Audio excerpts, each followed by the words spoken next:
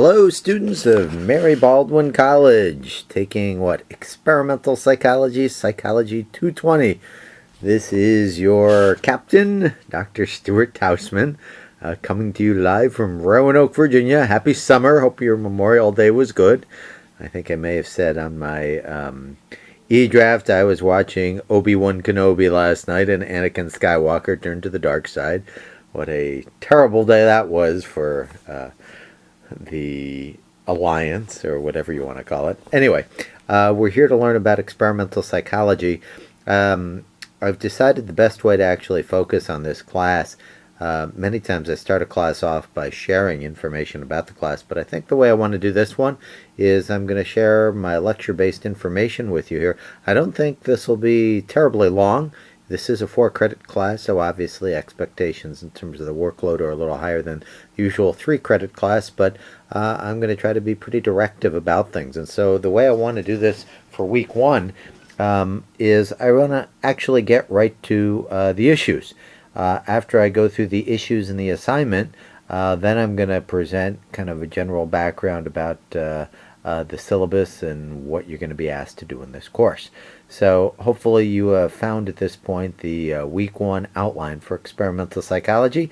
Listen to this, take notes if you wish, that may be useful to you. And obviously the outline is supposed to help you out as well. I understand that statistics are a prerequisite for this particular class, or are they not? I'm kind of thinking they are. But anyway, we don't assume too much about your statistics knowledge, so let's just get the ball rolling here. Let's say, for the sake of example, that 10 people decide to take statistics or research methods, and at the end of the semester, 9 people end up having a terrible attitude about statistics and hate it. So one question you can ask of that, and hopefully this is a reasonable question, if 9 out of 10 people hate a class, is that statistically significant, or is that result potentially due to just chance behavior? So what do you think about that? 9 out of 10 hate statistics. Is that probably significant? Well, hopefully you would answer yes to that. And the reason you would answer yes, and certainly you can take some notes on this, is because 9 out of 10, that's 90%. That seems like a lot. That seems like a lot more than just chance, which might be 5 and 5 or 50-50. So the question that we often ask in statistics is, how do we figure out if this result is just due to chance or if this result is statistically significant? Well, the formula that we use to get to the answer here is called a chi-square. Have you heard of a chi-square formula before? It's called the chi-square goodness of fit. And with the chi-square goodness of fit, you basically can look at frequencies. Chi-squares are very good for looking at frequencies. If you have just a couple of categories and you have X number of people in this category and X number of people in that category, chi-square is your statistics. If you look in the book, page 453 of your textbook, it's called the chi-square. This is the one that we do.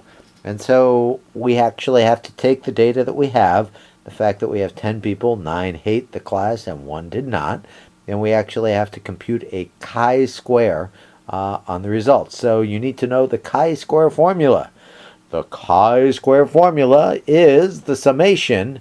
That's that little E sign, if you will. But you'll notice I really tried to work hard and have all my symbols drawn correctly here.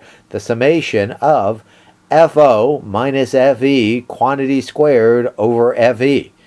Now, some of you, as soon as I read that formula, you automatically freaked out, didn't you? Well, don't do that. Life's too short to be freaking out. The whole purpose of this class is to teach you about writing and teach you a few things about statistics.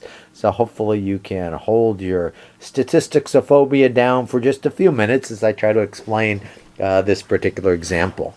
FE, what does FE stand for? Is the frequency that you would expect due to chance.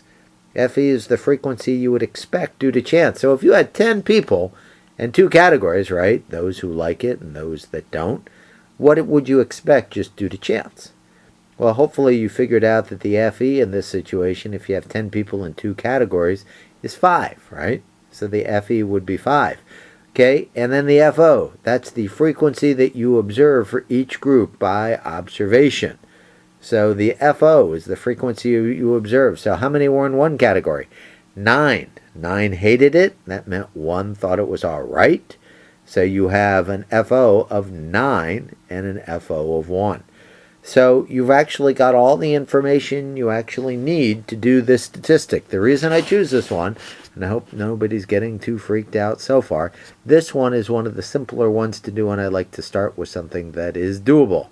So if you look at C on the outline, 10 people asked about statistics, 9 hated with a passion, and 1 liked stats. Since you have 10 total people in 2 categories, then the frequency expected due to chance is 5, right? 5 and 5 is 10. The FO is 1 and 9. And so what you've got to do here is the math. Now I know you all are not so wonderful at math, but I will take you through this, and hopefully you can do this one. So look at the work I've done there. I've got the 9 because that's the first FO. 9 minus 5. 5 stands for the FE.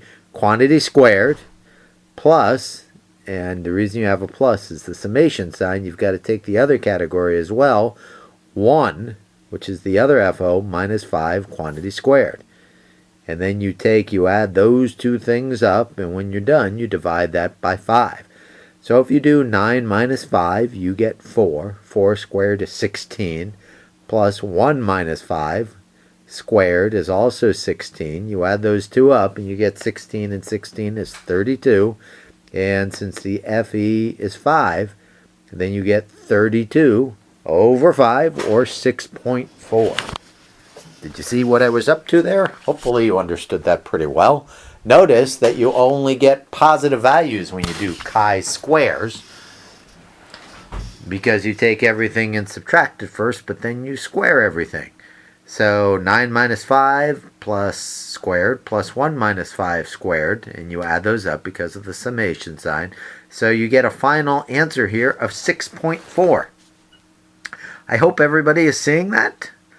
I'll keep my fingers crossed. If not, just re-listen to this. Now you get a value. This is called your chi-square obtained score of 6.4. The next step that you have to do, and hopefully you learn this in statistics, is you actually have to figure out if this is significant. So the way we do that is in the back of the textbook. If you go to Appendix A15, it'll have critical values of chi-square.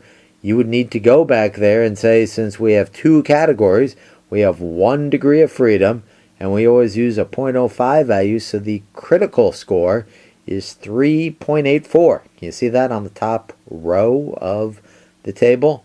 It starts out with a 1.32, and then if you go to the right, under 0.10, 2.7, 0.05 is a 3.84. This means that our result is greater than 3.84, which a 6.4 is, so this means we are statistically significant. Next, you want to write out the APA statement. The APA statement is chi-square. Oh, I didn't make that a superscript. Chi-square, and then in parentheses you have 1, because you have 1 degree of freedom. You have 2 categories, comma, n equals 10. That's how many people you have. Close the parentheses, equals 6.4, comma, p less than 0.05. That means the result is significant. Real world statement, people fear statistics. There is a statistically significant effect here. People do statistically hate statistics. Are we surprised by this? No, not at all. Did you follow this, I hope? I hope this worked for you. If it did not, just re-listen to this and see what you can learn from it. A second example here, just briefly. Let's say I had 10 other people in the class, and 5 liked it and 5 did not. Could you figure out what the result of that would be?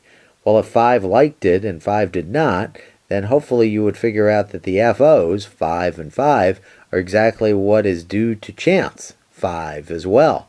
So if you actually did the math, you'd get a bunch of zeros here. So if you ever get a chi-square of 0, you know the result is non-significant and it is actually due to chance. So hopefully this makes some sense for you. This is kind of the teaching part of the class. I'll stop the first recording now.